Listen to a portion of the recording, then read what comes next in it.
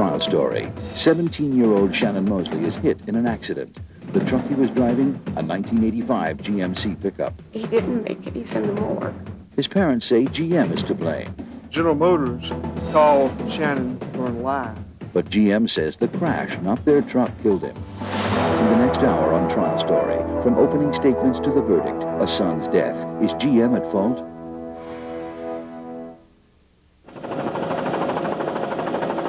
This is the headquarters of General Motors, the largest manufacturer of cars and trucks in the world. In 1973, GM started to build a line of full-size trucks like this GMC pickup.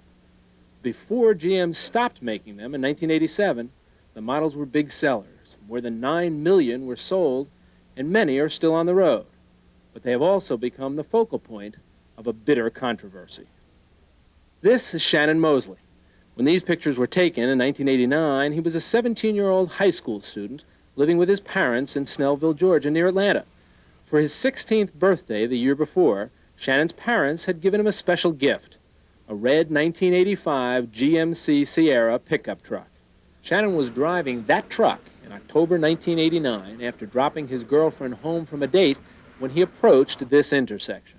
As he drove across, he was hit in the side by a drunk driver running a red light. Shannon's truck caught fire and burned after the crash. By the time rescue workers got to him, he was dead. David Ruprecht, the other driver, was not badly hurt.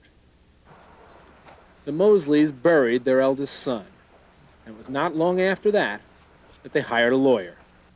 The truck they bought their son had an unusual feature. The truck's 2 gas tanks are mounted outside the metal rails of the vehicle's frame.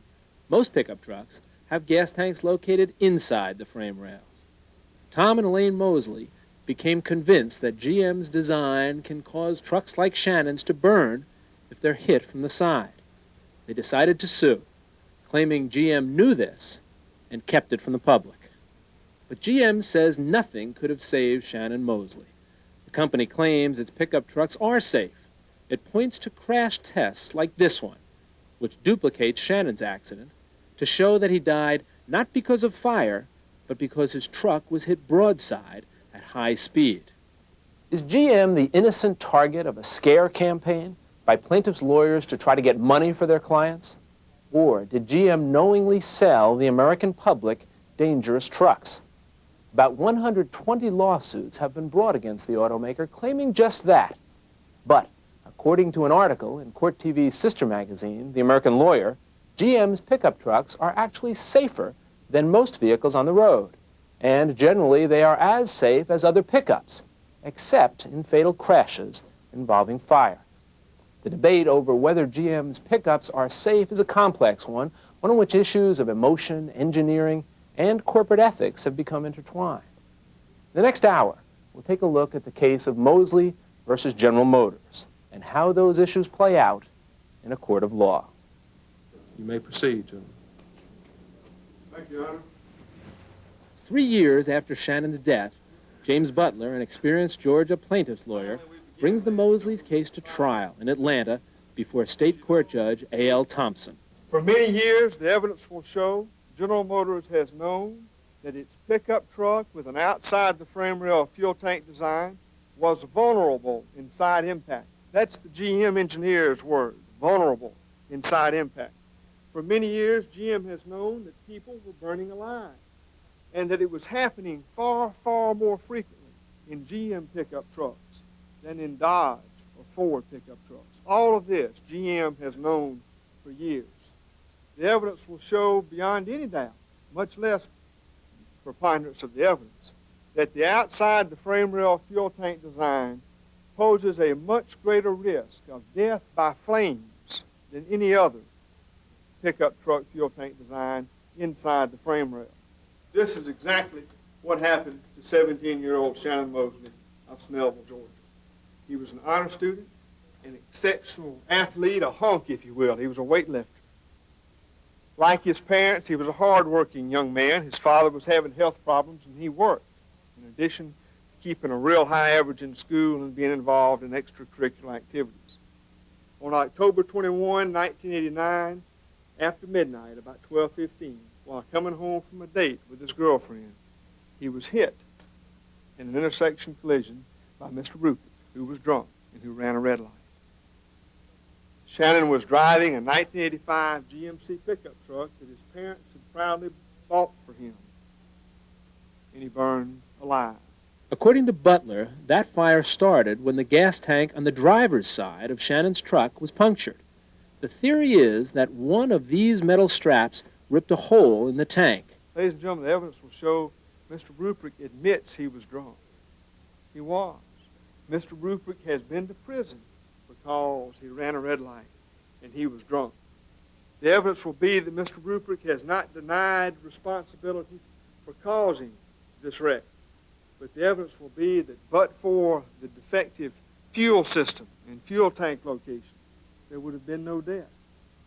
There's no question but that Mr. Rupert caused the wreck. But the evidence will show that General Motors caused Shannon to burn alive and to die. GM denies that charge absolutely. The company hired Fred Bartlett, an accomplished Chicago trial lawyer, to argue its case. This was an impact of 144 Gs, over 140 times the normal force of gravity that was imposed on this truck. And the evidence is going to be that when you get hit that hard, at those speeds, by 2 tons, 4,000-pound truck going that fast, there's no place for the driver to hide, and there's no place for the gas tank to hide either. According to Bartlett, GM's truck and its gas tank stood up remarkably well under that beating. Shannon Moseley, however, never had a chance. Mr. Shannon Moseley was rendered unconscious on impact. That's what the medical evidence will be from the medical doctors who were hired by the other side. Unconscious on impact.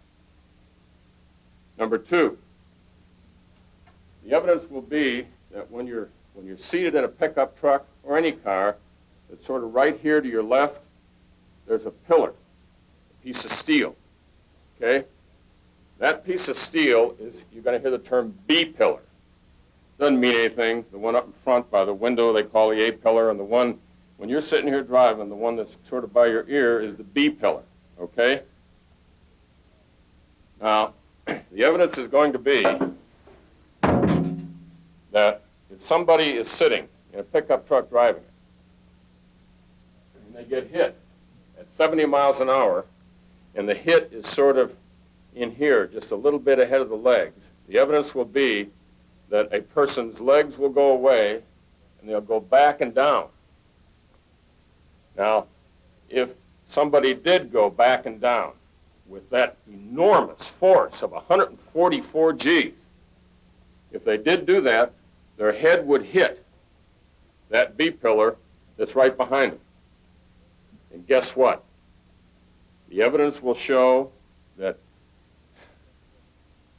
Mr. Shannon Moseley's head hit that pillar with enough force, that steel B-pillar, to make a good-sized dent in it. The evidence will be that Mr. Shannon Moseley was never breathing when there was fire and smoke inside that truck. He was not breathing. Did Shannon Moseley die in an unforeseeable crash or in a preventable gasoline fire? Next, a witness who says he saw Shannon burn alive. And later, the jury's verdict. And now we return to a son's death. Is GM at fault? Tom and Elaine Moseley have sued GM demanding money for their son's death. But they claim money is not really what they are after. Instead, they and their lawyer, James Butler, say they hope to win a jury award so large that it will force GM to recall all of its pickup trucks with gas tanks mounted outside the frame rails. For that reason, this case is almost as important to GM as it is to the Mosleys. One clue to how seriously the company takes the accusations against it is the presence in the courtroom of former GM chairman of the board, Robert Stempel. The company has suffered plenty of bad publicity over this case, particularly a report on NBC's Dateline program in which a crash test showed the truck bursting into flames. That test was later found to have been faked, and NBC apologized for the deception. But for GM, this trial, in front of a jury which did not see the NBC report, represents a chance to clear its name. Be the truth, the whole truth, so help you God. Yes, sir, I do. All right, have a seat. Mosleys begin their case with eyewitnesses to Shannon's wreck. One of them is police officer Bruce Higgins, who was on the scene minutes after the crash. When you got within 10 feet of the cab of Shannon's pickup truck, could you see inside? Yes, sir. Could you see him? I saw a shape moving. It moved forward once, and then moved forward again, and it was like it just settled back into the seat like that. Did you hear anything? Yes, sir. What did you hear?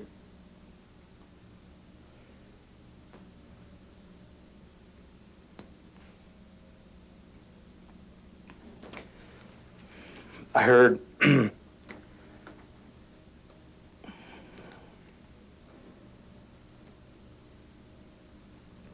I heard a human being screaming in very intense pain.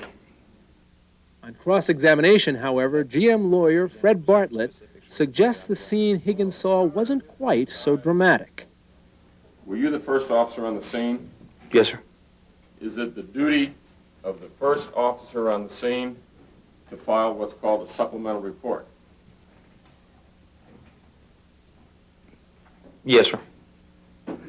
And if the first officer on the scene hears sounds that could be human, is he supposed to put those sounds in his supplemental report? I did. Have you ever checked the records here to see if there was any supplemental report ever filed by you? I believe that both the attorneys and representatives for both sides have looked. What's the to story? see. What does it say? What does the report say? Does this report you filed say anything about sounds? Yes, sir. Have you seen the report? No, sir. I wrote it. Where is it now? I don't know, sir. Report's disappeared? That's a fair assumption. Did Shannon Moseley scream while his truck was burning? The answer is critical to the Mosleys' case. They're trying to prove not only that the truck was defective, but that their son suffered because of it.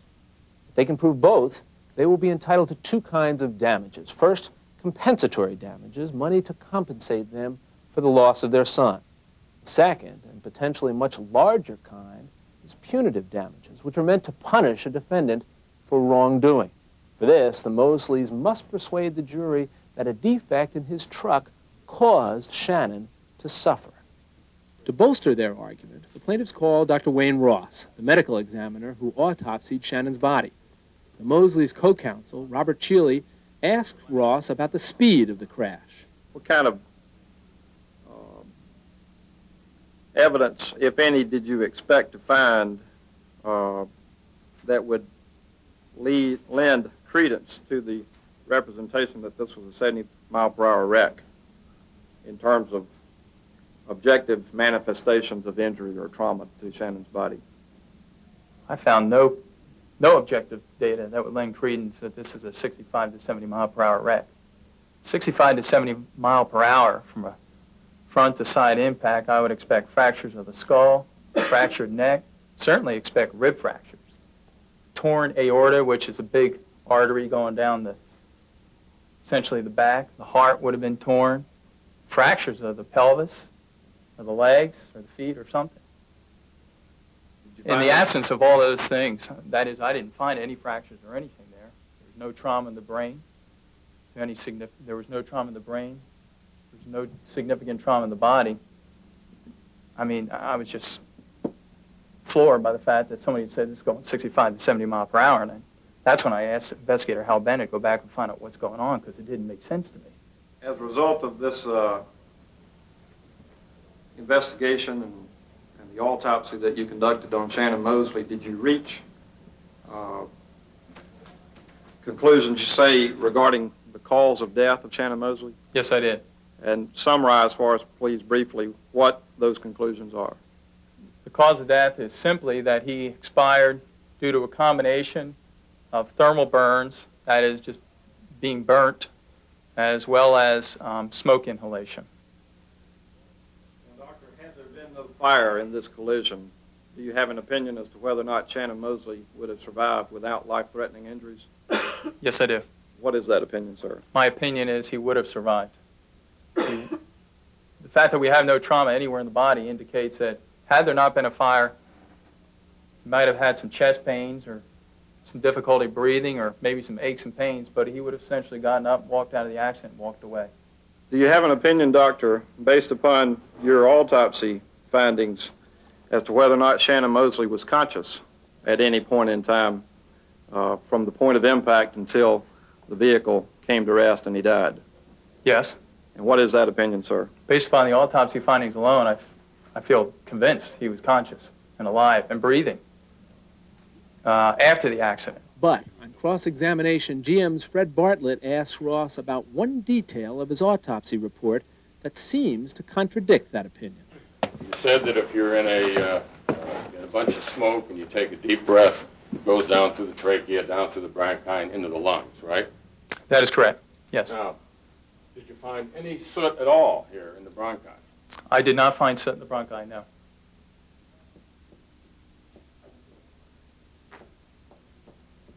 Did you find any soot at all in the lungs? I did not find any soot in the lungs, no.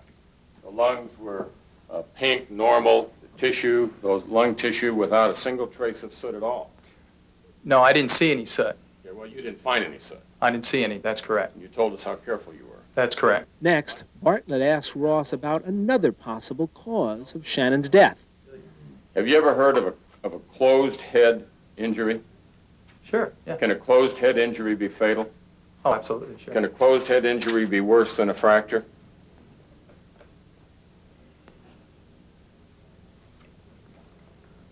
Yes, certainly can. Can you have fatal closed head injuries that you couldn't find in an autopsy because it takes a while for these injuries to develop?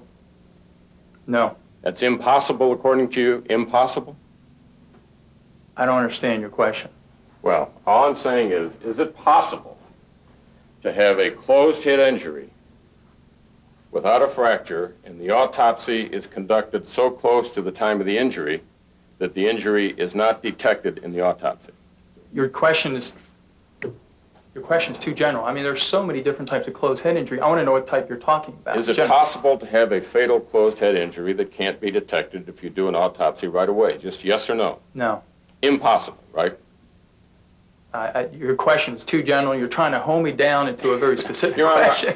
Yeah, it is a specific But question. I can't answer it the way you want me to answer it because it's too general. You got to be more specific. All I what wanna kind of say- closed head injury are you referring to? All I want to say is it possible to have an injury where you hit your head real hard on something Mm-hmm. and it could be fatal but not show up in an autopsy because it hasn't had time to develop before the autopsy takes place? Is that possible, medically possible? Say yes or no. I can't answer that question. Can't answer it. Okay, fine, fair It's too enough. general. That point is important because it leaves open the possibility that Shannon was dead before the flames ever touched his body. But there's at least one person who doesn't buy it. My name's Elaine Moseley. Butler asks Elaine Moseley to relive the night her eldest son failed to return after driving his girlfriend home. I could see a car coming up the street. Tom was still out looking at the time.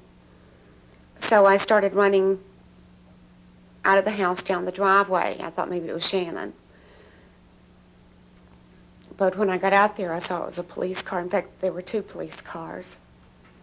And Officer Blodgett was getting out of the car. And I started screaming immediately, "It's my Shannon, isn't it?" And he said, "Yes, ma'am, it is." And I said, "Is he all right?" And he said, "No, ma'am, he didn't make it." And I remember screaming. And by that time, I don't really remember. I know Nancy was out there, which is Gretchen's mother. And Gretchen was out there. And I think the thing that I remember the most is he didn't make it. He's in the morgue. No one could fail to be moved by Elaine Moseley's grief. But is her case against General Motors based on facts, or is it based on emotion? We'll find out what the jury thinks. Stay tuned. And now we return to a son's death. Is GM at fault? Of all the elements in the Moseley's case against General Motors, GM has the most to fear from this man. His name is Ronald Elwell. According to an article in the American Lawyer magazine, plaintiff's lawyers Butler and Cheeley went to extraordinary lengths to track Elwell down, finally cornering him on a December 1990 flight from Atlanta to Detroit. And he was quite a catch. For 20 years, Elwell worked for GM as an engineer, testifying on behalf of the company in product liability suits. But in 1983, Elwell says he paid a visit to GM's safety research facility where these crash tests were filmed. There, Elwell says he saw something that shocked him. What'd you see when you got there? I saw a ton of pickup trucks that were just smashed. There must have been over 20 of them. Where were they smashed? In the side. Did you take a look at the condition of the fuel tanks? Yes. What condition were the fuel tanks in? Well, they were very badly smashed. There were holes in them as big as melons. They were split open. What'd you do after you saw that? Went back and talked with Mr. McKean because I was pretty upset. Why were you upset? Because those tests were within a month. There were 20 of them, over 20. And I had just got through testifying in Adams that all of the tests that I was aware of that General Motors had ever conducted on fuel tanks and trucks of that nature had been produced for the court under the court ordered discovery. What does that indicate to you, the fact that GM would destroy between 42 and, if my multiplication's right, 44 and 62 of their own products in this crash testing program that they didn't want to tell you about? What's the significance of that, if any? Well, to me, the significance would be a twofold. One is that it was a major undertaking, a major project that would have very high level of management approval before one could do that. You're talking about hundreds of thousands of dollars worth of total outlay of corporate funds. It would be very high level approval, number one. Number two, my experience tells me that that many vehicles done in that short a time, somebody was in a big panic. Elwell's testimony is a dramatic indictment, but on cross-examination, defense attorney Bartlett tries to paint him as a disgruntled former employee who criticized GM only after getting into a job dispute with the company. Bartlett reminds Elwell of the good things he's had to say about GM trucks in the past. Well, what you said here, isn't it? The two-wheel drive vehicle had enhanced performance. Enhanced means better, doesn't it? No. It means that it does more of one thing. It's true. It had In your world, wait, let me ask this. In your world, the word enhanced means worse? Are you kidding? It can be. If you make something worse, you've enhanced the badness of the product. So in your world, let me get this straight. You've been testifying all day for 2 days here. You want us to understand that you're the kind of witness that when you say it enhances the performance, you really meant it's worse, not better? No, you won't let me finish my answer, so there's no way in the world you're ever going to tell what I want to say unless you let me finish. Well, I'm going to keep asking you questions about the way you use the English language. Later, Bartlett turns to GM's truck crash tests. Isn't it true that the whole purpose of these tests is to try something, test it to failure, try to fix it up, test it again, and keep working till you get it right? Isn't that the purpose of these tests? Well, maybe that's why it took them so many tests, because they kept getting it wrong. Maybe. But really, if you really do a good job, you'll have 3 tests and you're done, because you know how to design in the first place. And this is a curious thing about why it took them 31 tests to get it right. Well, But you don't keep getting mistakes and mistakes and mistakes. That's bad engineering. are you done? Does GM have bad engineers? Is that what you're saying? Bad engineers? Yes, there are some bad engineers. There's bad engineers everywhere, like bad lawyers. That everything. I can't make any judgments other than what I know, sir. Now, based on your experience at General Motors and looking at these tests that we've been discussing, would you consider those tests to be a serious look by General Motors at a controversial issue like a shortfall of expectation of how a car was going to perform, or a new design program, something like that? A shortfall, well, I characterize it as a panic. They knew that their truck was indefensible. They knew that, and they had to fix it very quickly. So in 2 years, they did an awful lot of testing. That's all I can say about that. But according to the Mosleys and their lawyers, the guilty knowledge at GM went much higher than Ron Elwell's level. Robert Stemple, former chairman of GM's board of directors, has been attending the trial. Plaintiff's counsel James Butler seizes the opportunity to question him under oath. My question is simply this: does General Motors management still take the position that for purposes of Tom and Elaine formulating their own opinion before they bought the truck, they had no right to know what General Motors clearly knew about the dangers of the fuel tank design and about the comparative performance of GM versus Ford and Dodge? You keep characterizing it as the dangers inherent with that truck. I obviously don't see it that way, so I can't agree to that. I think there was information on competitive vehicles available to them, and I hope they made an informed choice. I've already been on deposition. It's a tragedy what happened to Shannon. There's no disagreement with that at all. A young man killed in this accident. It was terrible. But at some impact speeds, in some conditions, you're going to have a case of an accident that you don't survive. Right here, right now, today, is General Motors Corporation willing to admit that there's a problem with these pickup trucks? And is General Motors Corporation willing to accept responsibility for that problem? Yes or no? Is there a problem with the pickup truck? No. Thank you, sir. Thank you, Judge. GM's Fred Bartlett chooses to ask the company's former chief no questions. Meanwhile, the plaintiffs contend that GM has long known that there is a problem. As proof, they present the videotaped testimony of the late Theodore Kaczmarek, an engineer who oversaw the design of the fuel systems in GM's pickup trucks. Kaczmarek is asked about his extensive technical files. Well, several times I was told by the legal group and other people, Ted, it's not a good idea to keep that stuff because sometimes it's controversial and it could be misinterpreted. Get rid of it. If you don't need it and you don't feel you gotta have it, get rid of it. Otherwise, give it to us and we'll put it on microfilm and you can... I told them I had no more room to store anything. If they wanted any more, the sales department and the legal department always came to me for information. I was the only one that had anything. So what I did is I got rid of every damn thing I had in my files in my office. I even had the guys from his group and one of the ladies that worked in there come to my office, and they sat down, took my desk and my chairs, and they sat down and went through all my file cabinets and took every damn thing they thought was a problem. And I said, now you let me know what you're taking so I know it's not there anymore. And if there's something I feel we need out of there, you make a copy for me and you can do whatever you like with it. To the best of my knowledge, they never asked for another thing. They took what they wanted. I looked at it, I didn't feel that I needed it, and it was shredded. Long gone. Plaintiff's point? GM knew the trucks were dangerous, and they were hiding the fact that they knew it. With that, plaintiff agrees.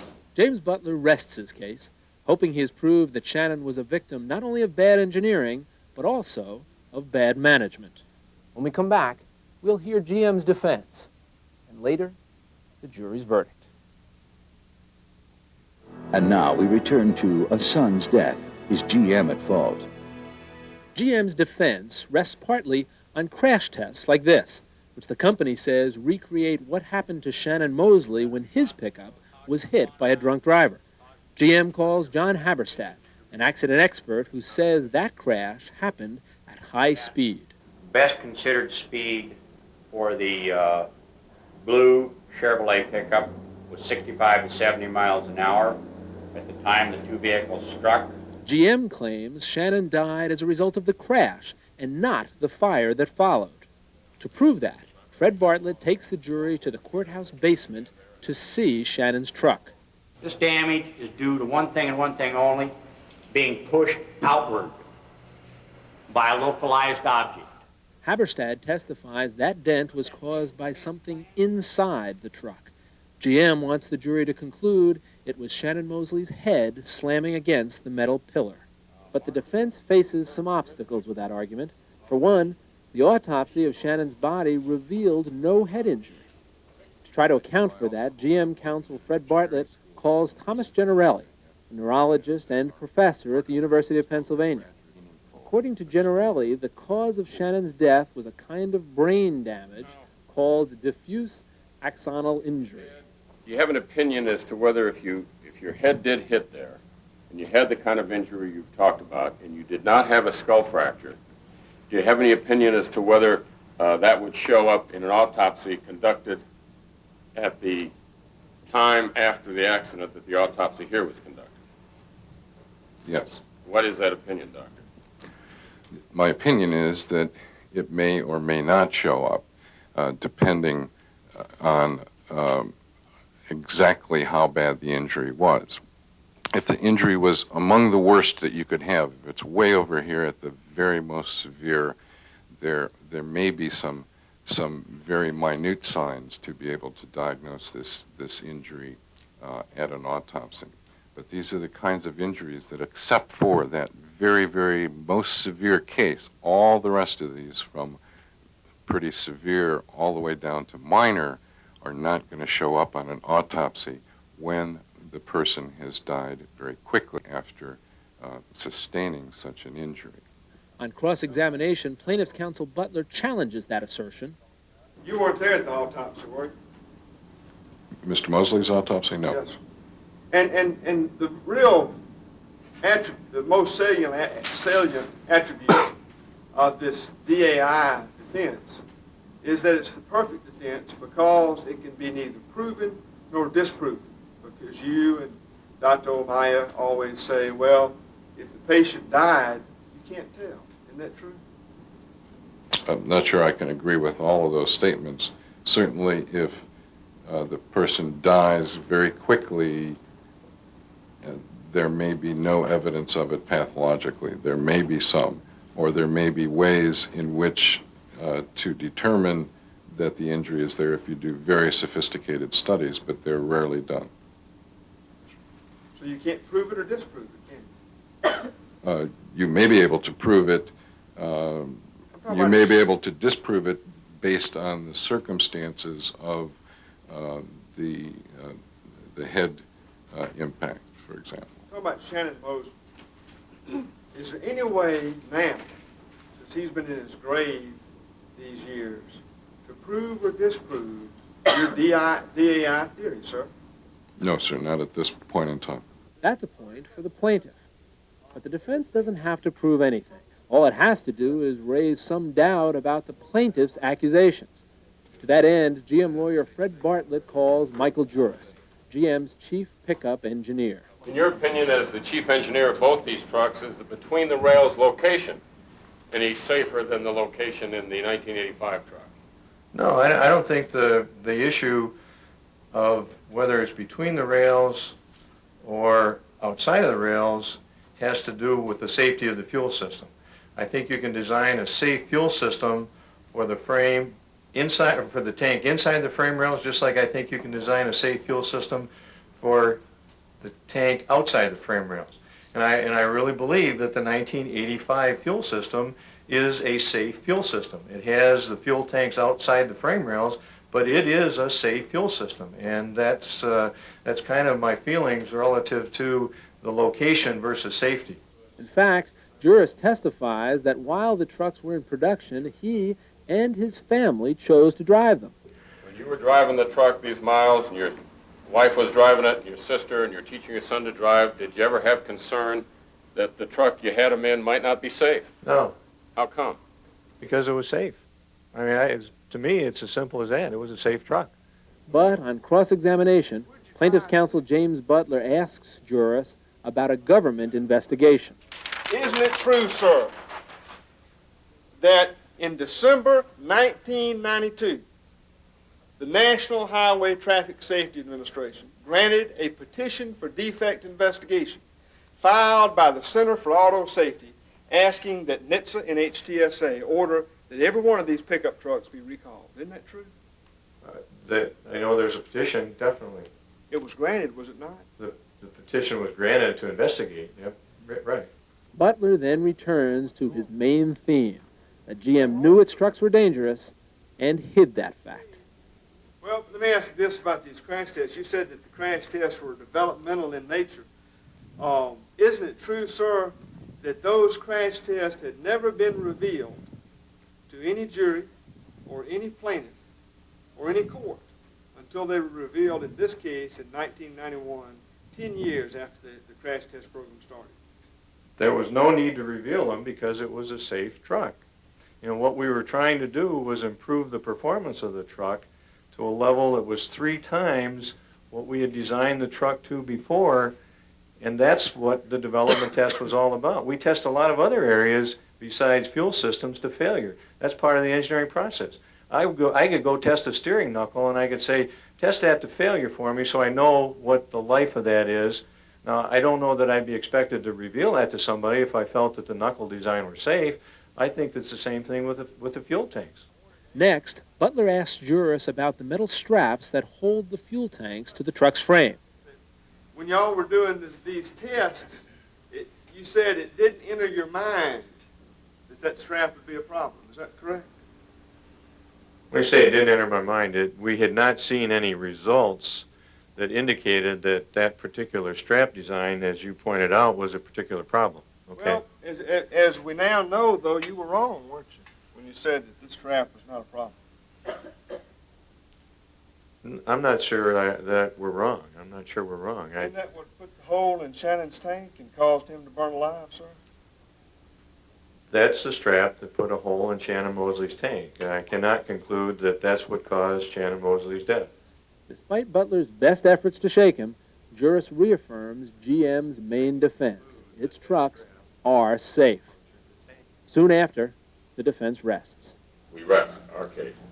But GM has done little to rebut charges of corporate misconduct, instead focusing on convincing the jury that Shannon was dead or unconscious at the time of the fire.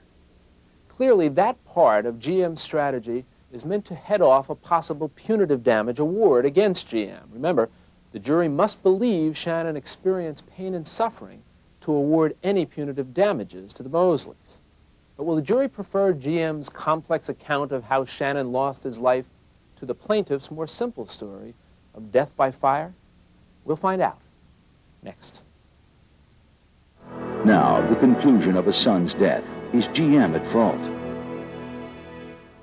After nearly a month of testimony, scores of charts, filmed crash tests, and mock-ups of truck fuel systems, the two sides in Moseley versus GM present their closing arguments, and the jury retires to deliberate.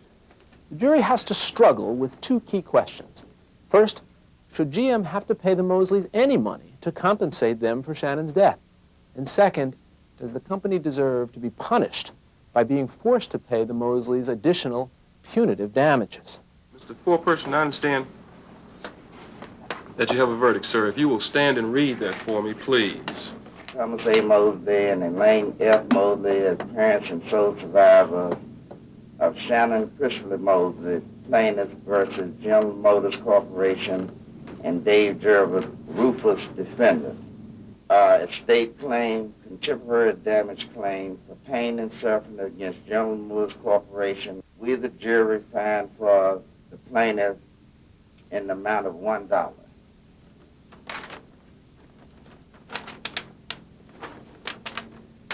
Wrongful death claim, contemporary damage claim for the full value of the life of Shannon Christopher Moseley.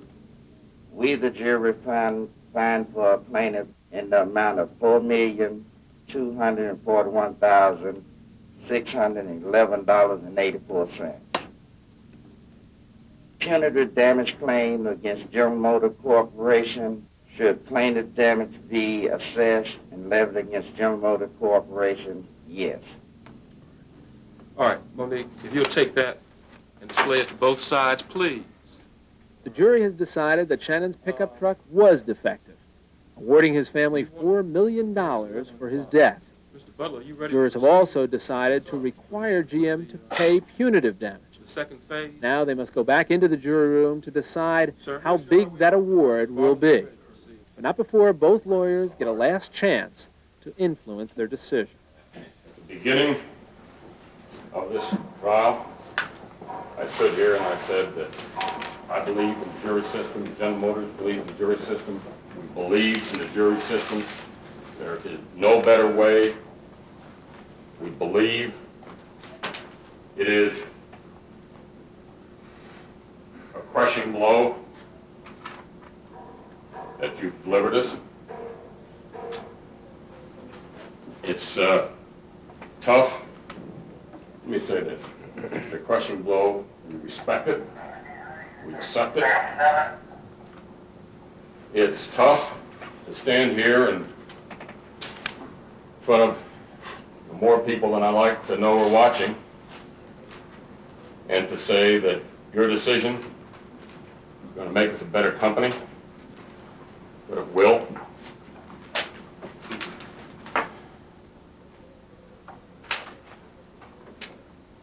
We're going to find an independent lawyer to look into some of the document things and let the chips fall where they may. And if somebody finds that a lawyer did something he shouldn't have done, he's history. You can take that to the bank. We're going to sit down with the people at NHTSA, spend as much time as it takes and go over it. We never had a strap thing like this before, but we respect your decision, and we're going to immediately see what can be done about that. Our company's changing, as a lot of you know. There's been talk about corporate mentality. You sent a message. We have got the message. We have got the message. James Butler, however, is hoping the jury will not be satisfied with Bartlett's plea. We ask for a verdict that will make you do right. A verdict of not less than $20 per truck. And there's $5 million on the road. That is $100 million in punitive damages. The verdict is strictly up to you, but that is a verdict. If you return a verdict of not less than $100 million, we can guarantee you that your verdict will stop it. All three of the it's I've talked about. Collection is not your concern. That's up to the courts. At the end, the last note says the end. I have to use notes because, frankly, though I've waited a long, long time for this, I'm too nervous not to. I'm afraid I'll forget something. The power of an idea can move nations. Please, ladies and gentlemen, give us a break. It says never stop the dying, stop the misleading, stop the abandonment of responsibility. If for no other reason, ladies and gentlemen, do it for 17-year-old boys who do not deserve to die or be maimed or be crippled, simply because General Motors executives think they know what's best for us and think that whatever they decide is the gospel. If you don't do it for anybody else, do it for the 17-year-old boys like Shannon and their parents. We ask those of you who believe in the cause, when you go back there, do what Judge Thompson's already told you to do. Listen to your fellows, but hang tough. This is what we came for. This is what we, and I think much more than just we, all of us, need out of this case. Remember, you come to court for justice. Not half justice, not a piece of justice, but full justice. And when you render your verdict on the amount of punitive damage, ladies and gentlemen, ring that bell so loud that nobody anywhere can fail to hear. Thank you very much. Thank you. takes the jury only 2 hours to decide on an amount. Ladies and gentlemen of the jury, you've reached a verdict. We have, Your All Honor. right. Mr. Foreperson, if you'd stand and read the verdict. We, the jury, find for the plaintiff in the amount of $101 million. All right. Is that your verdict, each of you? If not, $105 million. The Moseleys have won a stunning victory.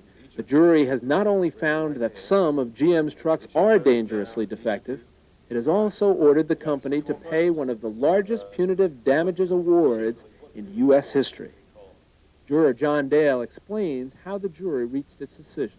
Pain and suffering award of $1 allowed us to get to the punitive damages. I think that for me personally, the pain and suffering award was being made to the estate. The instructions were that pain and suffering was not